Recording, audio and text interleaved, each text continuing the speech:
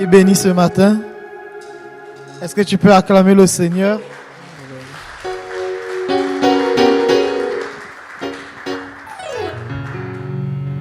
Amen. Je vais inviter Paul qui va nous apporter le message de ce matin. Seigneur, nous te bénissons, nous te rendons grâce. Merci parce que ta parole, elle est vie. Merci pour ces moments d'adoration, de louange, ces moments de prière, ces moments de partage ensemble, en famille.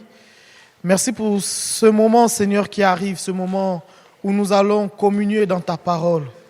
Que ta parole apporte de la vie, de la sérénité, de la consolation dans les cœurs. Et que toi seul sois glorifié au milieu de nous. Que toi seul sois élevé et règne dans nos vies. Dans le nom de Jésus. Amen. Bonjour. Avant de commencer, je voulais dire bonjour parce qu'on était en Angleterre le week-end dernier. On était en Angleterre avec Marien et on était avec aussi Ali et Steve qui sont occupés de nous tous les jours. Donc, pour vous donner une idée, c'est comme si Steve et Ali ils habitaient à Lyon et la conférence était ici. Donc, on faisait 1 heure de route tous les jours pour aller aux conférences. Et dans la conférence, donc, dans notre famille d'églises, il y a 4000 églises. Et juste pour donner une idée, donc, il y avait 50 églises à peu près qui s'étaient... avec les responsables de 50 églises qui étaient présentes week-end dernier. Et on a passé vraiment un temps vraiment dans les louanges, dans l'adoration et aussi dans la parole de Dieu. Et c'était aussi un moment de transition parce que il y a des anciens qui passaient le bâton aux jeunes qui devait nous amener dans la prochaine étape de notre famille d'église. Et c'est aussi, il nous a encouragés aussi de faire la même chose, parce qu'on est une famille d'église qui grandit, une famille d'église qui se multiplie aussi. On a cette vision pour se multiplier dans les groupes de vie, se multiplier des disciples, et se multiplier aussi les églises et des responsables. Parce que quand on est engagé, quand on cherche la voie de Dieu, en fait, c'est là où on grandit avec le Seigneur. Donc, plus il y a des responsables, plus il y a des gens qui sont vraiment en train d'être à l'écoute de Dieu. Et on ne veut pas être une église qui dort, on ne veut pas être une église qui grandit pas. Parce que dans tout ce qui est dans la nature, soit on voit des arbres qui poussent ou qui meurent. On n'a pas des arbres qui restent toujours les mêmes. Toujours les mêmes feuilles, toujours les mêmes... Non, il y a un grandissement constant pour rester en vie. Et donc, c'était vraiment un temps intensif et nous sommes retournés avec plein d'espoir pour l'avenir et aussi des idées de projets. Donc, merci pour vos prières pour la semaine dernière. Et ce matin, donc, je voulais vous parler de garder ton cœur. Garder ton cœur pour changer ta vie. Garder ton cœur. Mais garder ton cœur. Donc, j'ai une question aujourd'hui. Qu'est-ce qui est dans ton cœur aujourd'hui? Qu'est-ce qui est dans ton cœur aujourd'hui? Est-ce que tu as de la haine? Est-ce que tu as de la... est-ce que tu as tristesse? Est-ce que tu portes des émotions qui sont pleines de joie? Peut-être... qu'est-ce que tu as dans ton cœur? Dans ton cœur, il y a quoi dans ton cœur? Donc, tournez avec moi à Luc 6, 45. Luc 6, 45. L'homme bon tire de bonnes choses, de bons trésors dans son cœur. Donc, l'homme qui est bon, il tire les bonnes choses de son cœur. Celui qui est mauvais, il tire les mauvaises choses du cœur. Donc les trésors de son cœur sont mauvais. En effet, sa bouche exprime ce dont son cœur est plein. Donc tout ce qu'on garde en nous, qu'on garde en nous. Par exemple, si on imagine un jardin, et là on a les ronces qui poussent. Voilà, c'est comme le colère que tu tiens dans ton cœur, dans ton jardin de ton cœur. C'est comme les ronces qui poussent. Et il y a les roses qui poussent. Eh bien, c'est l'amour. Donc, qu'est-ce que tu as dans ton cœur qui pousse? L'amour, la colère. Est-ce que tu t'entraînes? Est-ce que tu prends soin pour couper les ronces, pour arracher ces racines? Donc, c'est ce qu'on va regarder aujourd'hui. Donc, ton cœur façonne ta vie. Parce que comme on vient de lire, ça sort de la bouche. Hein? Ce qui est dans le cœur, ça sort de la bouche. Donc, deuxième point, c'est garder son cœur est un ordre.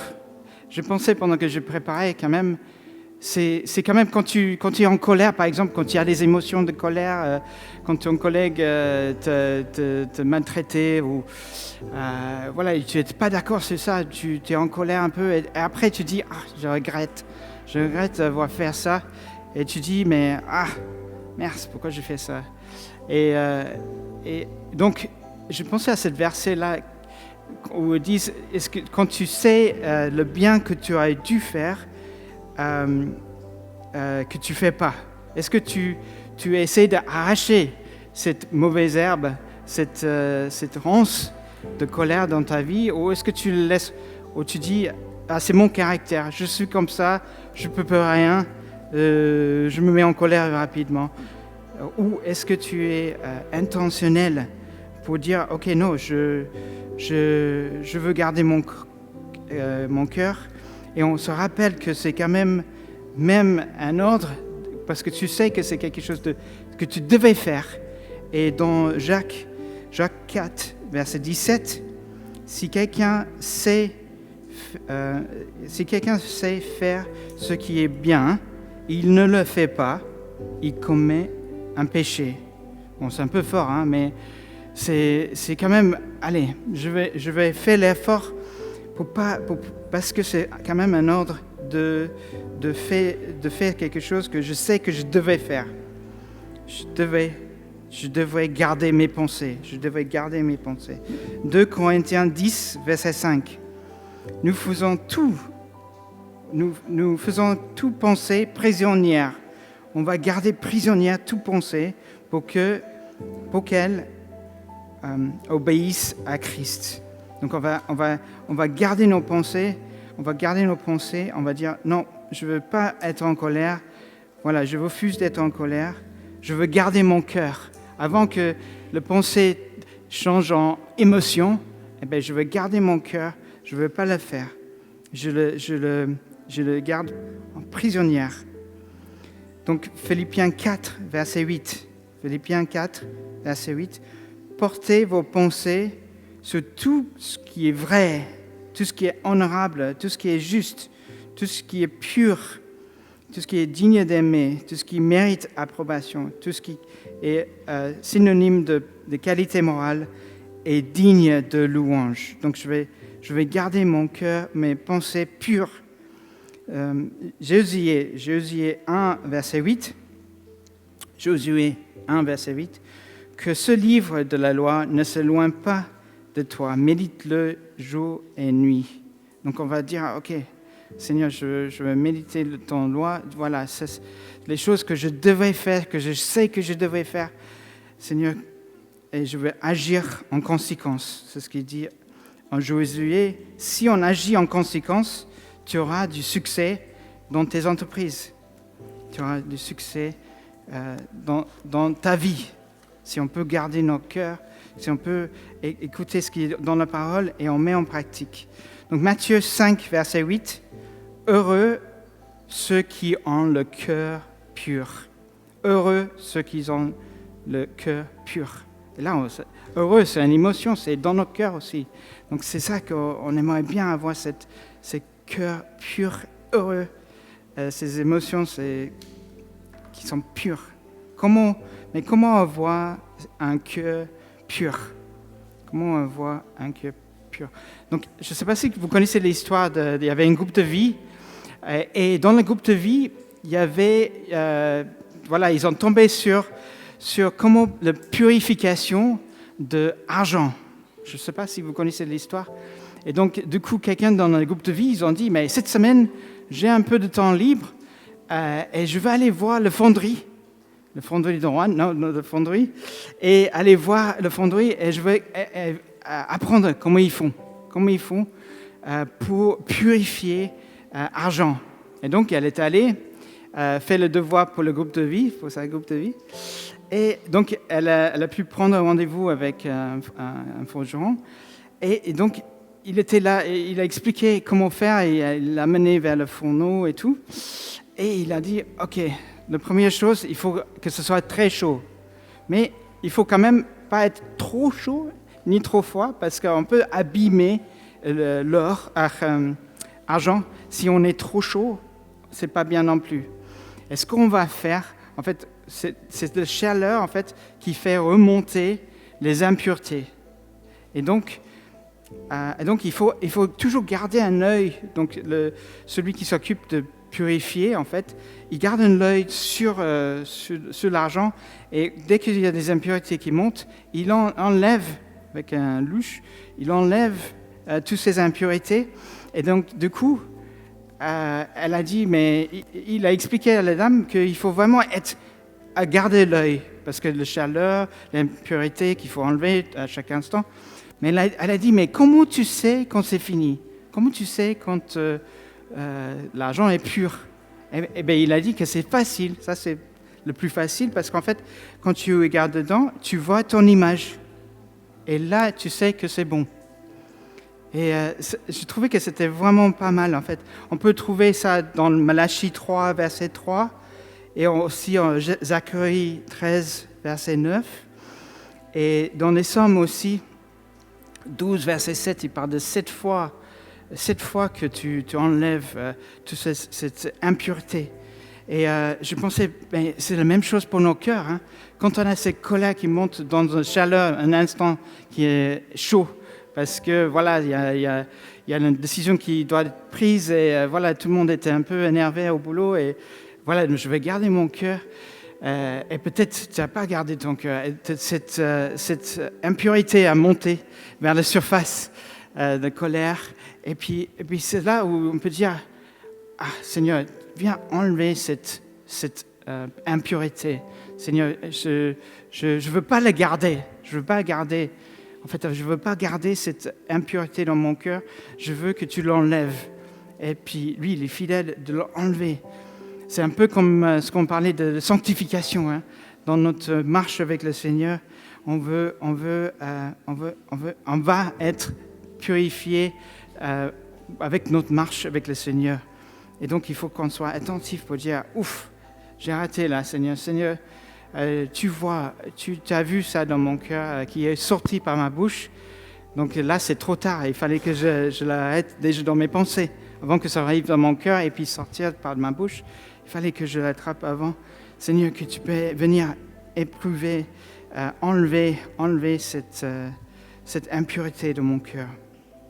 Donc, c'est comment on peut faire pour purifier notre cœur. Et après, on sera léger, on sera heureux ceux qui ont le cœur pur. Troisième point, un cœur gardé protège ta vie. Un cœur gardé protège ta vie. Il y a, j'ai marqué Philippiens 4, verset 7.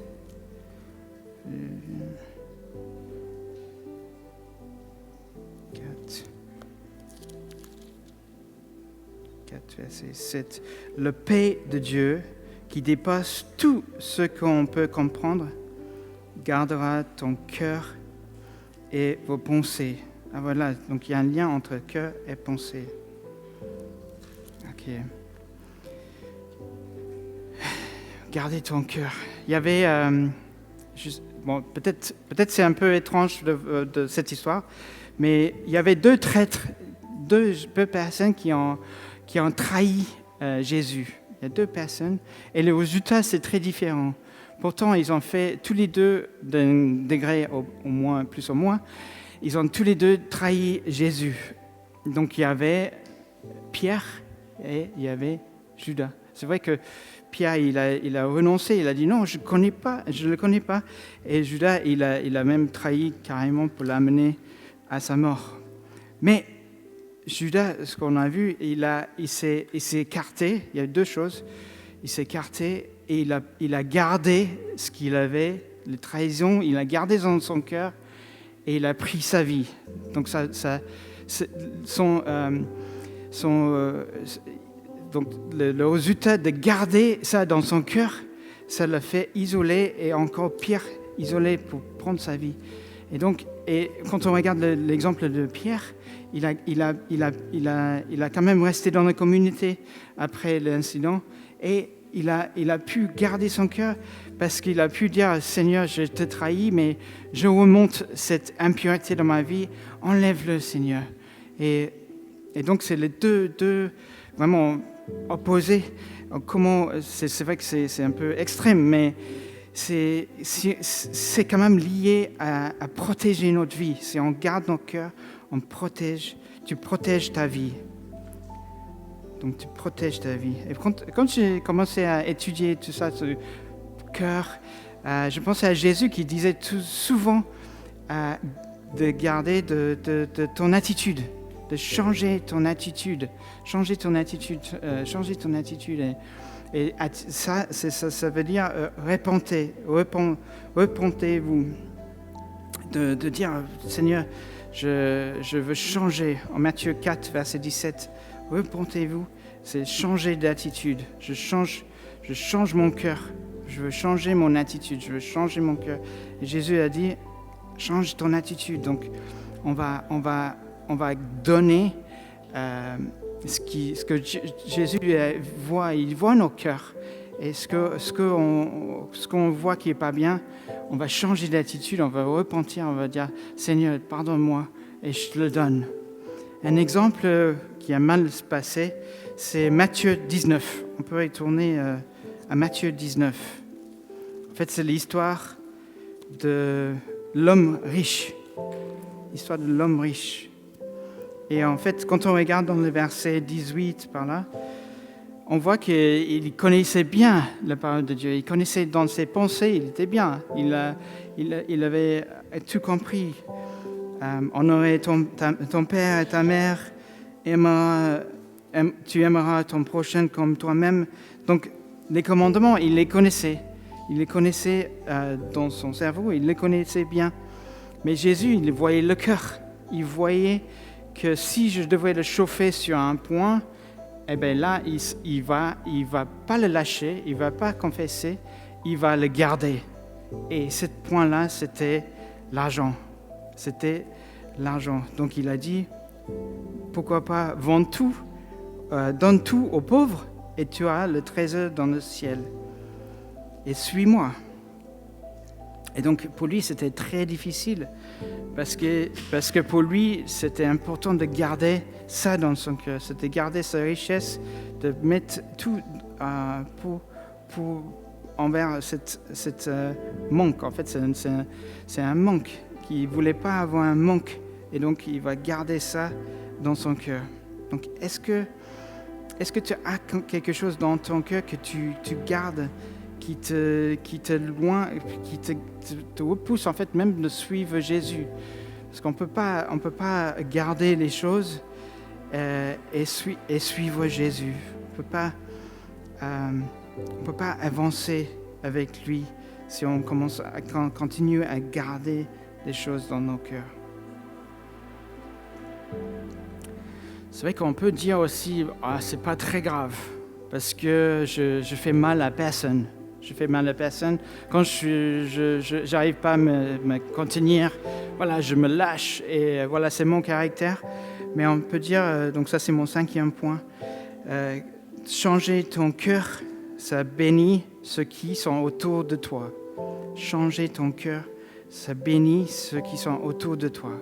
Parce qu'en Matthieu 5, verset 16, que votre lumière brille devant les hommes. Donc, garder ton cœur, en fait, ça protège les autres. Parce que quand je sais que j'ai déjà eu ça où tu rentres dans la réunion, ben, tu es dans la joie et tout. Tu viens de sortir le louange, donc ça va bien. Et puis, il y a quelqu'un qui est fâché.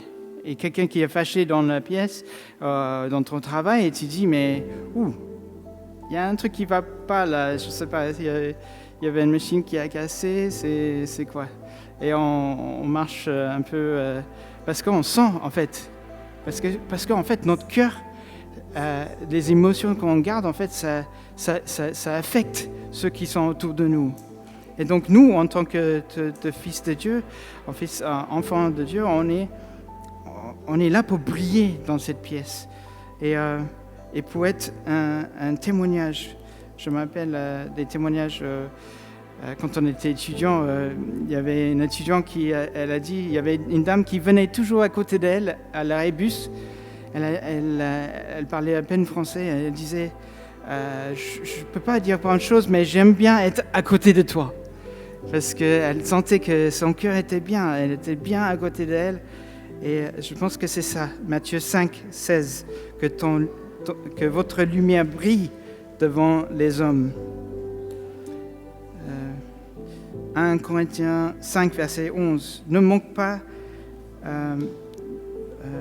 il y a des versets aussi qui nous disent de ne pas manger avec ceux qui ont un mauvais cœur. Donc, quand même, il faut que nous aussi, on se protège aussi contre les mauvaises fréquentations.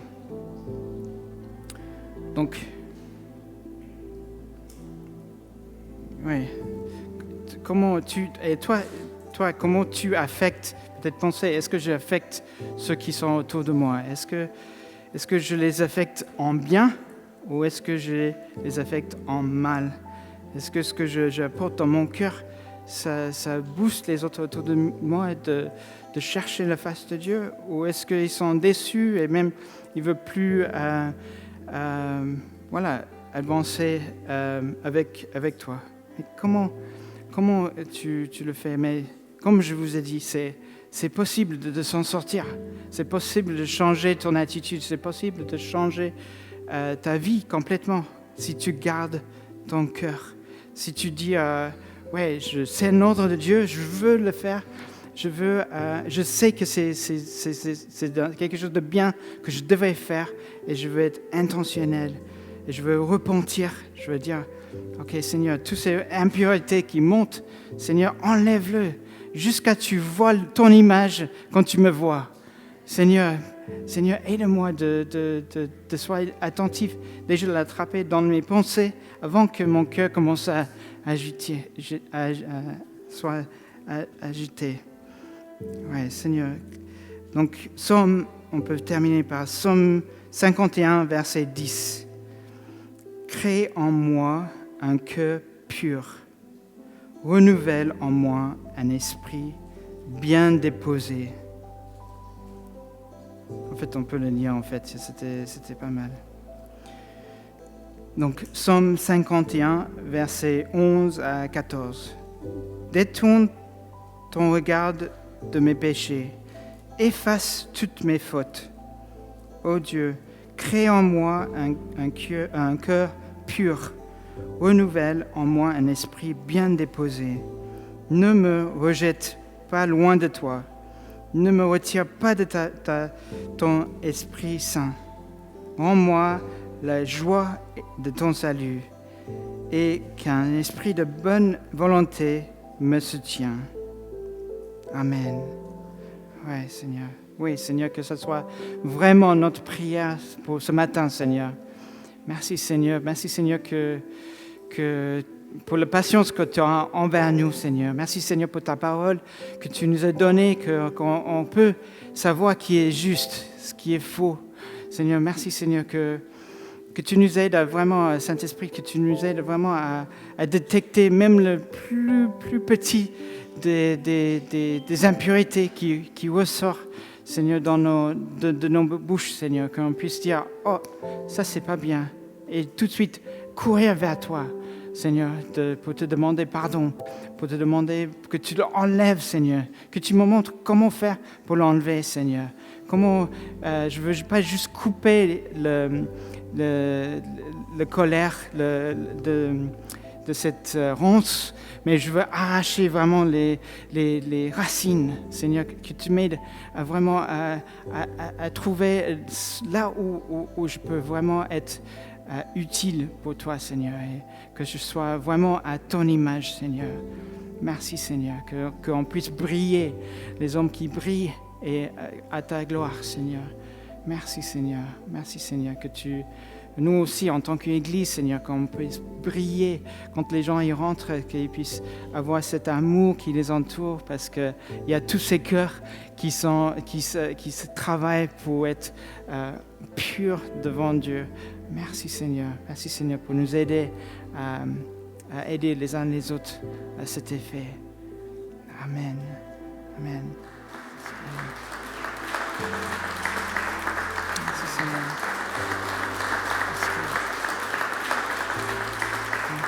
Merci, Seigneur. Bon, je ne sais pas si... est-ce que ça serait bien, peut-être, ne quittez pas.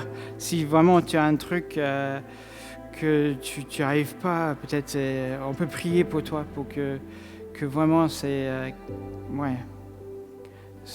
peut enlever vraiment les racines de ça. Est-ce qu'il y a quelqu'un? Ouais, peut-être, je pense qu'on a tous, hein. Je ne sais pas vous, mais moi aussi, il y a des temps où, voilà, dans le chaud, dans la chaleur, là, où on est... voilà, non, ça m'énerve. Voilà, personne n'est parfait, mais je pense qu'on peut tous avoir quelque chose, je pense, sur le cœur, comme cet homme riche. Allez, s'il était là parmi nous, il aurait été, parfait. Il connaissait toutes les réponses de la Bible, mais en fait, il y avait quelques trucs qui le tenaient loin de Dieu. Peut-être on peut prier, prie pour toi-même, peut-être. Mets ta main sur ton cœur.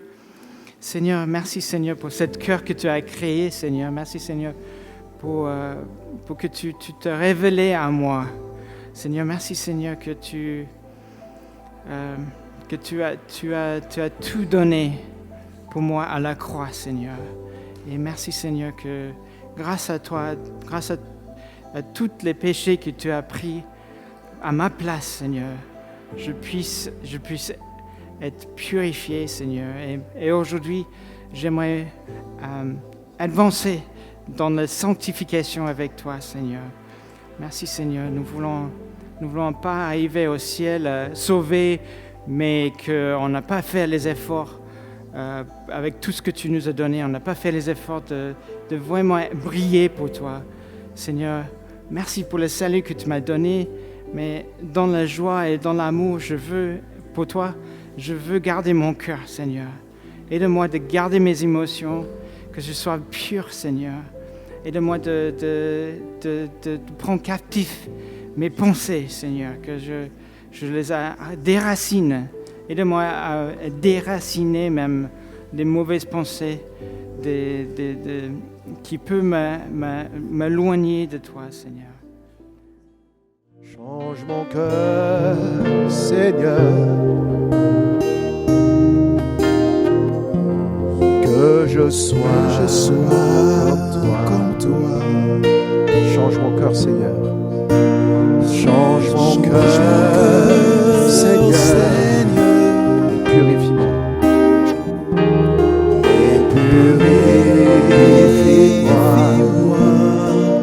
Change mon cœur, Seigneur. Change mon cœur, Seigneur, que je sois comme toi. Que je sois comme toi.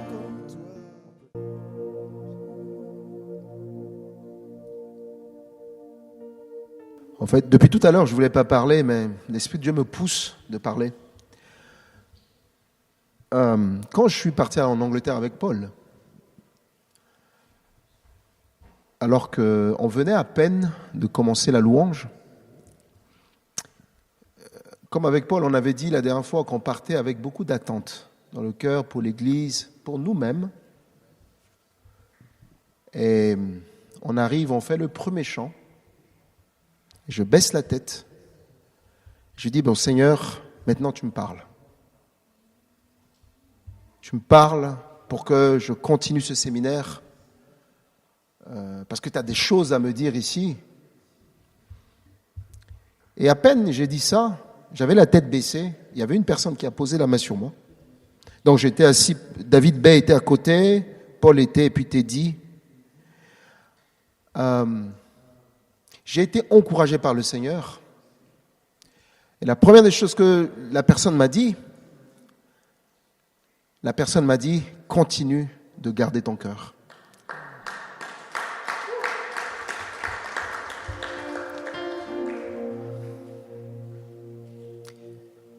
Continue de garder ton cœur pur. La personne m'a dit, après il y a certains détails, je vais le passer. La deuxième des choses, la personne me dit, continue de faire ce que Dieu te demande de faire.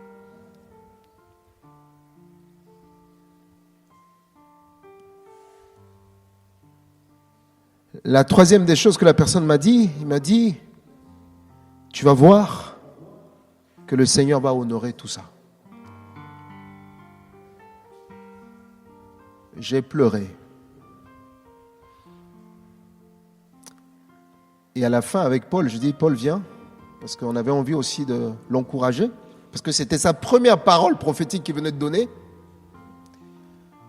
Donc je suis venu lui dire, alors on est entre nous, il n'y a pas de faux semblants, il faut dire les choses.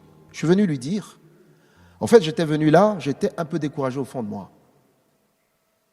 Je vous le dis, le Seigneur m'entend. Que j'étais aussi découragé au fond de moi, sur beaucoup de choses. J'ai peut-être envie de voir des choses, j'ai envie dans ma vie, l'église, etc. Et tout ça. J'ai l'impression que voilà, on pagaille un peu dans le torrent, dans le courant, et c'est tellement dur. Et je sentais au fond de moi que j'avais un découragement. Et il ne savait pas. Et je lui ai dit ça. Ça l'a encouragé. Après, on a prié pour lui avec Paul. Le Seigneur nous a donné aussi une parole pour lui. On a pu partager. Bien-aimé, le cœur, c'est quelque chose de très, très précieux pour Dieu. Le message que Paul a donné ce matin, c'est un message à point nommé. Paul l'a dit tout à l'heure dans l'introduction que l'Église est en train de prendre une dimension. On voit tous ce que le Seigneur fait ici.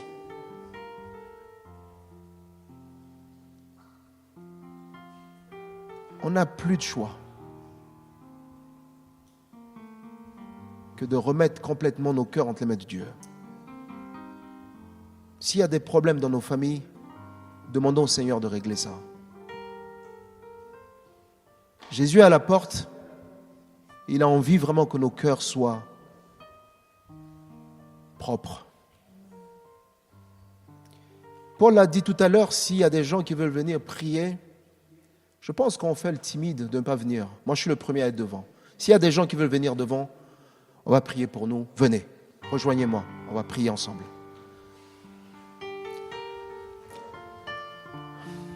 Ce message est pour toute l'Église. On ne peut pas faire comme si de rien n'était.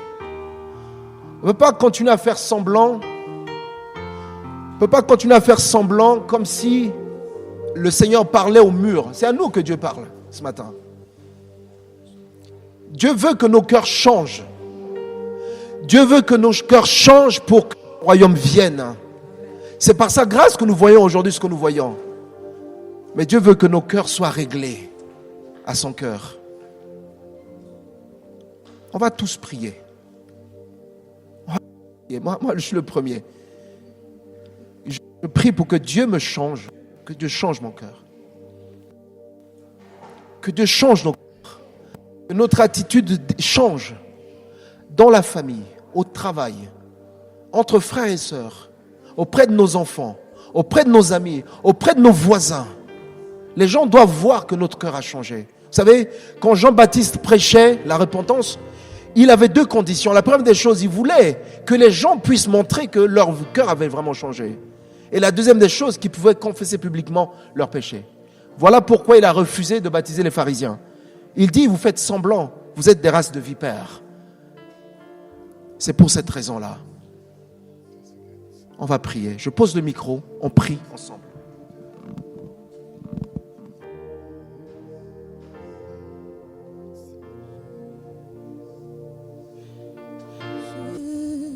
Je te donne